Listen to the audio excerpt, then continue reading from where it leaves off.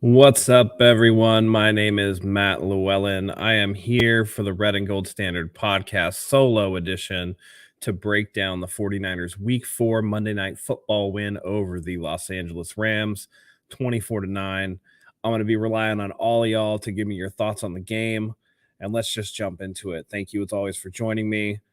Man, what a game. What a game. This is the 7th straight regular season victory for the 49ers over the Los Angeles Rams. Sean McVay was once again sunned by his father, Kyle Shanahan. And, I mean, it was what I thought the 49ers had to do to come out and be successful against this Rams team. Led, of course, by the defense, stout, not giving up a lot. And an offense that really relied on the playmakers more so than the arm of Jimmy Garoppolo. More on him in a minute, to borrow a phrase from Grant. But, I mean, this was a really, really good win for the team, a much-needed win, and now the 49ers and really the rest of the NFC West, all 2-2.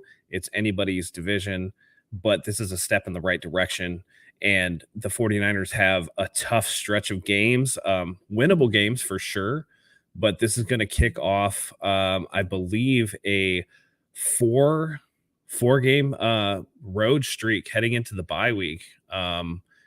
It's going to be tough. You know, it's next week at Carolina, the week after at Atlanta. Then they go to the Chiefs, and then they go and face these Rams in LA before they get their bye week in week 9, and then go. I'm sorry, the Chiefs are at home, excuse me, but it's tough. You know, 3 out of the next 4 games is going to be on the road, and that's going to be tough for the 49ers. They have winnable games coming up, and they have to do it. It's the East Coast swing coming up, and I think they can. Lights out defense, Ty Anderson. I agree with you. And let's start right there. This defense swarmed. They were really, really good in all aspects of the game. They only gave up 57 rushing yards. They gave up 200 passing yards to finish with 257 total yards. They sacked Matthew Stafford 7 times tonight. And when you do that and you can come out firing like that, you're going to absolutely, absolutely force Matthew Stafford into making mistakes. And that's exactly what he did. And like Ty Anderson said, carry us, Hufanga. That pick 6 was a thing of beauty. If you watched him, he actually was responsible for Higbee, and then they were trying to rub Higbee so that Cooper Kupp could come underneath, and Hufanga just wasn't having it. I mean, he jumped that route beautifully. He's been a revelation. I didn't think that he was going to be this good. I knew there was going to be some improvement over what he was last year, but man, he was absolutely outstanding. So far this season, there's been no drop off at the safety position, which, I mean, you got to credit DeMeco Ryans, and somebody in our group chat said DeMeco Ryans is going to be gone with the wind after this season. It's true. He has to get a head coaching job. He's just coaching lights out. So like I said, guys, it's just me solo tonight. Go ahead and post your thoughts in the chat. I'm going to be relying on you guys a little bit as well. Because this is a solo show, we won't be going quite as long. There's not anybody to bounce ideas off of, but I just wanted to really recap this. And it starts with the defense, of course. Dre Greenlaw out here with 15 tackles. Um, 12 solo, 3 assisted. I mean, it's been outstanding. Our man Zach Hernandez, he is out of town, wasn't able to make it tonight, enjoying a much needed break. Said, if anything, there's been an improvement at the safety position. And I agree with that, specifically with regard to playmaking, ball hawking, being able to get after and force turnovers. I mean, the 49ers have already forced, I mean, we're getting close to last year's numbers already. Just last year's unit, just for whatever reason, did not turn the ball over for, the opposing offenses. They just weren't able to get enough of those balls to bounce their way. And this year, I mean, they're after it. They're after it every single game. Hufanga leads the way. The defensive line, the front seven, they're all playing amazing. It's great. It's great. So hats off to the defense. Another outstanding performance from them. I think that this defense, the 49ers, will go as the defense goes. Again, the defense goes another week where they didn't give up an offensive touchdown. The Rams really just didn't do much of anything. And if you look at the time of possession, the Rams held the ball for 34 minutes and 34 seconds. They had 73 total plays. So when you just look at those in a vacuum, it's just like, okay, the Rams controlled the clock, whatever. If you knew nothing about the score and you just knew time of possession and offensive plays ran, you would have been like, man, the Rams must have like scored a ton. And they really didn't. They didn't do anything really. They were 5 of 15 on third down. They just, it was just little dink and dunk underneath plays. They relied entirely too much on Higbee and Cooper Kupp, who combined for 24 catches. And the 49ers know when you have a guy like Cooper Kupp, there's not going to be much beyond what you could do to stop Cooper Kupp from maybe exploding. He's going to get his touches. I think he was targeted 20 times tonight for 14 catches, 122 yards. But there wasn't anything else. I mean, the next after Cooper Kupp was 14 for 122, Tyler Higbee 10 for 73, and then after that it was Ben Skoranek. He had 2 catches. So when you can take away the other guys and don't allow Cooper Kupp to go too crazy, that's when the defense can kind of get settled in. So it's been pretty awesome. They dropped, Ty Anderson says, and they dropped how many picks today? Could have been a landslide.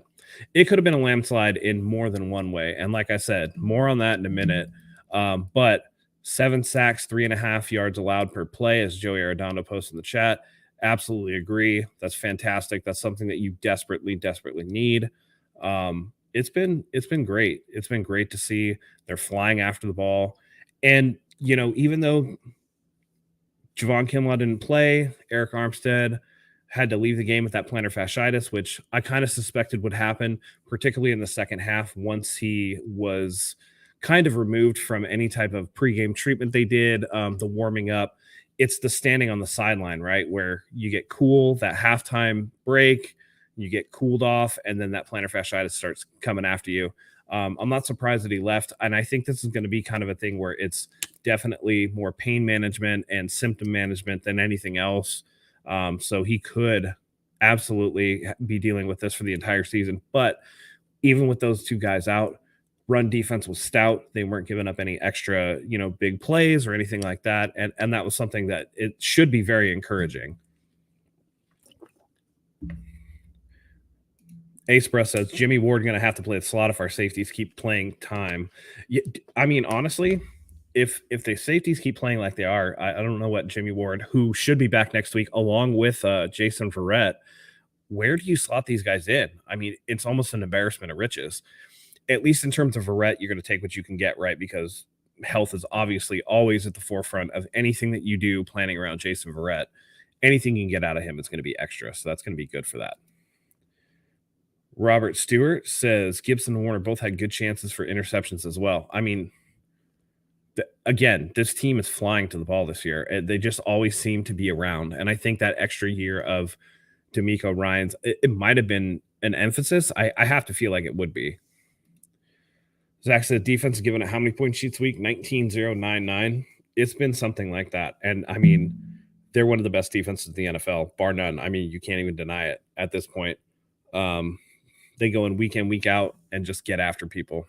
And it's one of those things where even if the offense which we'll get to, isn't lights out. If the defense can play like this, then you even a pedestrian offense is going to be able to win you a lot of games on the back of this type of defense. Um, Again, 49 offensive plays for the 49ers, I believe. And 25 minutes, 26 seconds of controlling the ball, 327 total yards of offense. But even then, it was a close game until that Hufanga interception, that pick six. So they are relying on this defense big time. How about Bosa? We were most of the way to my prediction. According to the statistics that I'm reading, he was credited with 2 sacks, no forced fumbles, but um, as Zach Hernandez puts in the chat, Bosa was credited with 14 pressures per PFF. The guy's an animal, and I think that if you look at it realistically, he probably took the slight of not being named All Pro, not even getting a vote for All Pro, very personally. And it's shown. He's come back in phenomenal shape, and he just looks absolutely just savage. He looks like a beast out there. And this was another game where he was just abusing people. The one sack that he had where he stunted and went right up the middle and like essentially tossed Matthew Stafford at the ground like he was a child was just it was a sight to behold. Ace Russ says revenge game. Ebicam played well. I mean, the entire defense played well, and that's why we're sitting here today talking about going into tomorrow as a victory Monday. So hats off to the defense. They played outstanding, and they really carried this team. Secondly, with people who carried the team, I mean, Debo Samuel. What can I say?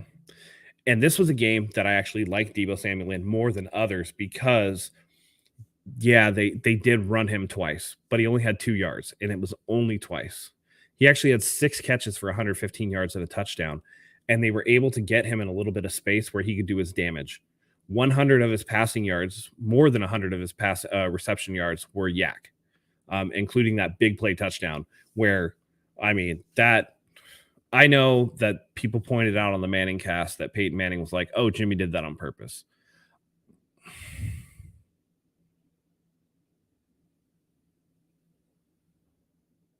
We know better, Peyton.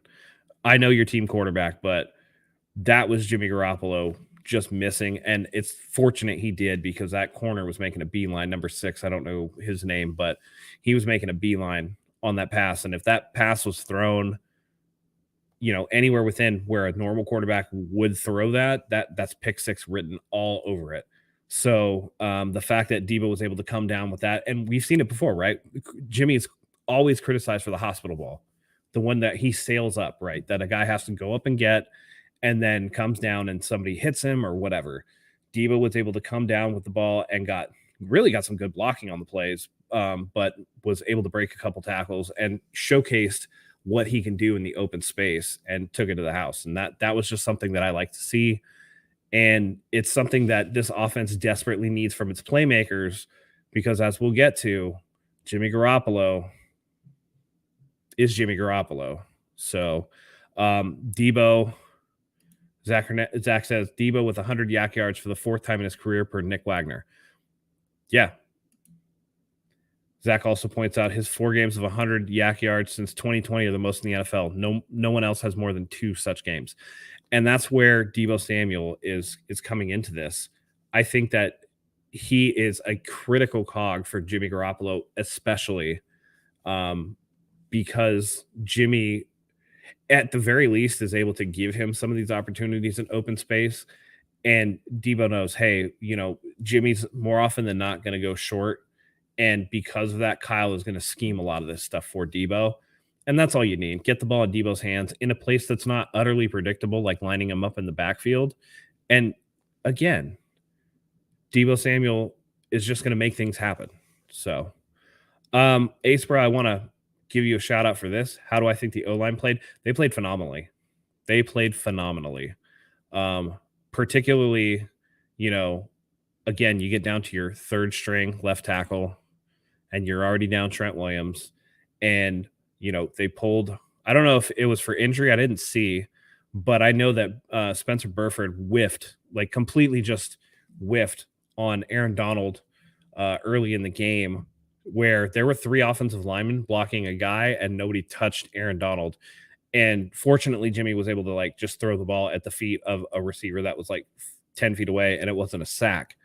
But, but, uh, you know, the fact that there were so many moving parts on this offensive line and they gave up 0 sacks today was great. I mean, uh, unbelievable actually against an Aaron Donald defense. I think that, the Rams are missing some of those key high profile edge pass rushers. So what works against the Rams might not necessarily be sustainable, but for today, they looked really good. They were good enough to allow Jeff Wilson, who I've slandered and who I need to like, give some love to today. Jeff Wilson, 18 carries, 74 yards, a 4.1 yard per carry average, and a touchdown. Gotta love it, man. Gotta love it. They again, it's these playmakers that do their part, right? And that allows Jimmy Garoppolo to, you know, not screw things up. And in a Jimmy classic game, this was classic Jimmy, not bad Jimmy. So, much like Leonardo Cruz and much like Zach pointed out, Jimmy G did not have any turnovers today. And that was good. He very well could have had a couple. I saw some throws that you're just like, oof, but that's what we get for Jimmy. If this is the Jimmy Garoppolo that we get week in, week out, 16 of 27, 239 yards, a touchdown, and most importantly, no turnovers, the playmakers, the defense, it's good enough that this is going to be a team that can make another deep playoff run. And that's really all you need. So again, all the way around, there are things about Jimmy, though, that are still just so frustrating. A lot of the throws that I saw him make were just he was staring down a target. He was missing guys wide open. Again, there were multiple plays where he just did not see whoever was open, everything else. It's just he leaves so much food on the table that the 49ers, I mean, again, if you have a better quarterback than Jimmy Garoppolo, this game might be like 38-9 rather than 24-9, but we got to take the bright spots where we can get them. And Jimmy did a good enough job. So no soft spot. I see you. I want to answer this. Should Gibson be benched for a healthy Ward? I think you can rotate them. But I think you ride the hot hand, don't disrupt the apple cart. We have enough versatility in Ward where Ward can play the slot and enough questions at the slot position. Shout outs to Diamador Lenore for getting his first career sack tonight too, by the way. That was fantastic. Where Ward can get some playing time where you don't necessarily have to take away what Gibson's been doing, because honestly, his play has earned him a spot. I've never been one to where a starter should or shouldn't lose their spot based on injury. It should be about how is the team playing. If you're coming off of losses, it doesn't matter. Like, you just put a guy but if listen, this is a top defense in the NFL, and you don't disrupt that chemistry because you want to soothe the veterans' feelings. So you'd be sitting Gibson, who's been doing a great job, for Ward. And I think, again, Hufanga, as Leonardo Cruz points out, Hufanga was amazing. I think he's got great chemistry with Gibson. I think they do really good things together. And so I don't think that you upset that apple cart. I like the way that Kyle called a lot of this game. I do think that the field goal down at the goal line where they took the delay of game, while it makes sense from a football perspective, and I know we're all calling it a coward play because we would coach like Dan Campbell and we'd always go for it. He is a bit conservative, so I wasn't surprised to see him do that. And I kind of felt like it could have came back and bit us in the ass when Robbie Gould missed that next field goal, right? It was kind of like, oh man, here's the momentum shift, right? Here's where it starts to fall apart. And I'm glad that Hufanga was able to take that sentiment, crumple it up, throw it in the garbage can, and get out of there with a win. Because if you let a team hang around, and that's my problem with Jimmy Garoppolo in his current incarnation, And with this offense in its current incarnation and its current form, if you let a team like this hang around, eventually things can get a little squirrely, get out of control. You lose the momentum. And it's part of why I think Kyle kicked that first field goal to begin with, because if they don't get it, then all of a sudden you're only up 5 and you've turned the momentum over to the Rams, and then, things can happen. Um, I just think that they have to find a way to do something more to put teams away. And I know that a lot of people are going to hammer Kyle for his play calling. I think he's protecting Jimmy Garoppolo from himself and doing the best that he can. I really do think that once Elijah Mitchell comes back from injury, that will be very helpful. As good as Wilson is, he can't do it on his own. And other than Wilson, I mean, it was essentially Kyle Juszczyk with a 9-yard run and Deebo Samuel with the 2. And then Jimmy had like one scramble for like 3 yards or whatever. But nobody else really touched the ball in the backfield.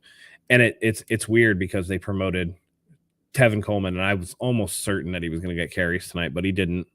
So it's good. We need playmakers that can help with Jimmy Garoppolo.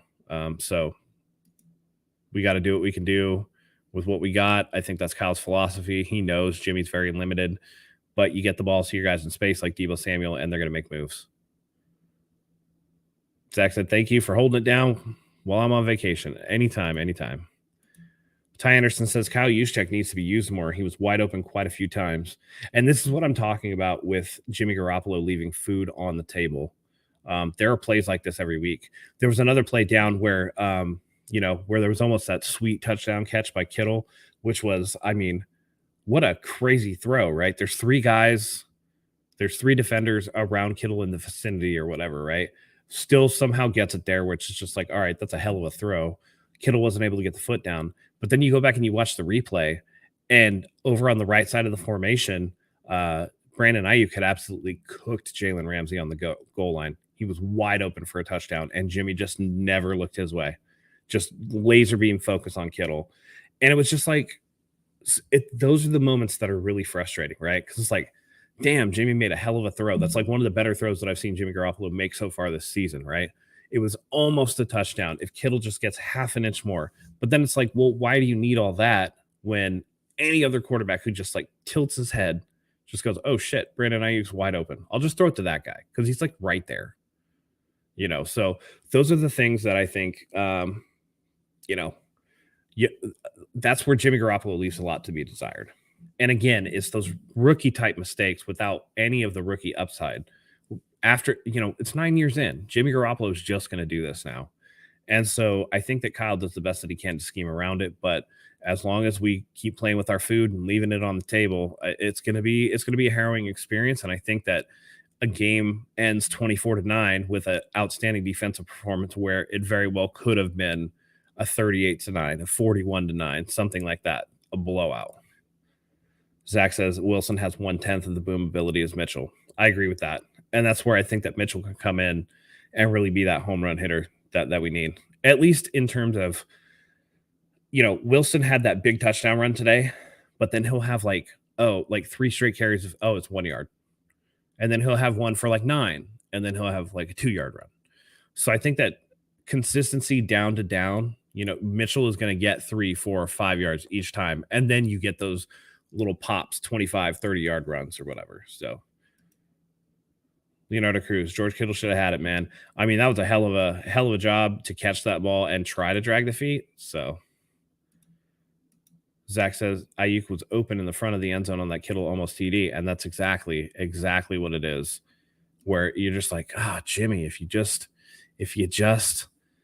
look, And I just think it's just tunnel vision. Again, he knows. I don't know if I don't think it's just predetermined reads. I just think he never moves off his primary.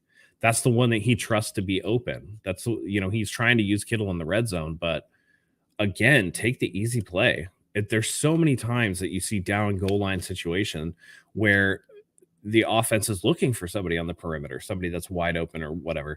And Jimmy just doesn't seem to do it. He just doesn't seem to look towards the sticks. And that leaves a lot of stuff, No soft spot says Ray is starting to fumble. Any concerns? I mean, that's going to be a concern with him. He fumbled like 5 times last year in Pittsburgh. That's what he does. So, um, yeah, I think that it is something that you want to take a look at, but um, who else are you going to put back there? I don't think Danny Gray is ready for that. Obviously, he was injured. The hip injury, he wasn't active. There's something going on with Danny Gray. That's been a disappointment so far. And it seems like Kyle just sometimes these rookie skill position players, Kyle just does not like them. So we'll see going forward. Ty Anderson said if there's a dude he should stare down, it's Ayuk. Dude got open like every freaking play. And that's what he does. Brandon Ayuk is nice. He's like really a really good route runner. And he's able to leverage his body to get open. And he's done it multiple times. So that's nice. Ian Sharp said Kyle trusts Debo more than the backup running backs. He does, man. He does. So I'm, I'm bullish on that. And I think that it's Debo's fine if you can mix up that offense and not just stick him back there. Use him in creative ways and he'll be able to do more. What did I see on that last row of the half? I saw something that I didn't like.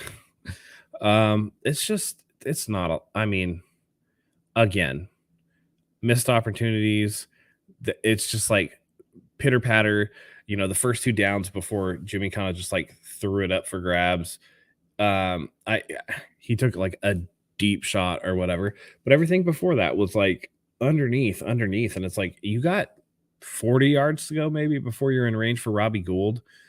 You have like 1 timeout left. They just do the dink and dunk. And at that point, I was like, well, why are you even throwing it deep at this point? Just take it into the half. It was more like a punt anyway. So I don't know. It's just, I'm not impressed with that. So, Zach said it looked like Jennings was wide open with the score, but Jimmy threw it more out of bounds. Not sure if he was told to do so or if it was just a duck. I don't know. That's the thing, right? You're just like, all right, this is kind of like a give up, but at the same time, you're just like, again, food on the table. He could feed Somalia with how much food he leaves up there. I don't know, man. I just don't like it. Acebra did like we threw the ball and not run into walls like Denver. Yeah, again, get Debo out in space with throwing him the ball, and he can work. Acebra said, "Don't know how you let Bosa, Fred, and Huff play at the end of the game. That's over. That's how stars get hurt." Yeah, but it's hard to say anything's over with the Rams until it's actually over, right? Again, there's 2 minutes left when Stafford hits that 4th and 10, or there's just over 2 minutes left when he hits that 4th and 10. He gets hit and fumbles the ball, and it's game over at that point. But until that point, all it takes is for Cooper Kupp to get a busted coverage, and then you're sitting there and you're like, oh, crap. Okay, now it's a 1-score game. Now we got to defend an onside kick. I think that, again, for people who say Kyle doesn't have a killer instinct, Kyle doesn't want to, take the right risks. Kyle doesn't want to go out there and be a killer and win these games, and then to turn around and say, well, he's letting his stars play at the end of the game. Like, I don't know. It's the game wasn't so over that I don't know. They had starters in at 40 seconds. It is what it is. That's not something I'm going to kill him over. Ian Sharp says Jennings dropping the ball too much. That's been something Jennings does, though, right? But at the same time, he'll get you a clutch 3rd down catch when you need it. It's very reminiscent of Kendrick Bourne. Ian Sharp said one of Ebukam's best games. I agree with that. He had a great game. And this is just, again, coming out of this game, I think the 49ers should feel really, really good. They have a very winnable game at Carolina next week, a Carolina team where Nick Bosa still hasn't given up the whole flag planting thing from Baker Mayfield. He gets another shot at redemption. And let's not forget, Nick Bosa's coming out party was against the Carolina Panthers in 2019. So another opportunity for them to make a statement against a team that's very winnable. And the Bears were a team that was very winnable. And I think they learned the lesson that on any given Sunday, you can't control what's going to happen with weather. You can't control, the referees or whatever, but you can control your own effort. So I expect them to continue to come out and get after it. And then it's on to Atlanta after that. So this is like that double road trip. I don't know if they're going to stay in Youngstown like they had been for the last couple of years, but we'll see. After that, they go face Marcus Mariota and the Falcons without Cordero Patterson, who went on IR today. Again, the one thing the 49ers have to do is take care of business against these teams that are infinitely beatable. They should be 4-2 going into that Kansas City game, unless they look past these teams to get to Kansas City. That's where they're going to get in trouble. So, Ace Pro says, really is the best secondary Niners have had since 2012 with Ward and Verrett coming back. Womack, great reserve. It is. They turned it last year from a weakness into a strength, and they did it quickly. And it wasn't just Ward, who has been an outstanding pickup. They did it with in-house guys who Fonga developed. They draft from Womack, who's a good reserve. Another year of Emmanuel Mosley, who was out there defending today, looking really good. So, I mean, last year's third round pick, Ambry Thomas can't even see the field. So, which again goes to another issue the 49ers have with mid-round selections, but it's been great. Zach said it worked out tonight, but overall is Kyle too conservative? I know a lot of y'all think he is, but for me, it's better safe than sorry. You know what I mean? Like, again, I think all of us, we're all like, all right, Madden, we can do this. Like, fourth down, no punts, forget that. We're not doing any of this shit, right? Like, we can take anybody down. But I think that Dan Campbell attitude comes with a lot of room to get criticized for your decision making at the end of the day if it doesn't pan out. We've seen Dan Campbell go for it on fourth down in like weird spots, and it's come back to bite him in the ass, right? It's only too conservative if it doesn't work, or it's only too aggressive if it doesn't work. Kyle is who he is. We live with that. We die with that. I think it wouldn't make so much of a difference if the quarterback position was more locked up and they could, take a chance. But I think part of Kyle's conservativeness on offense comes from the fact that I just don't think he trusts Jimmy Garoppolo. I don't think that he trusts this, despite playing well tonight, this really put together offensive line last minute. And I don't think that he trusts that the execution is going to be there on fourth down to give up what should be a sure 3 points. So going forward, guys, I want to see more of the same. I want to see the 49ers get after it. I think we're going to wrap it up here.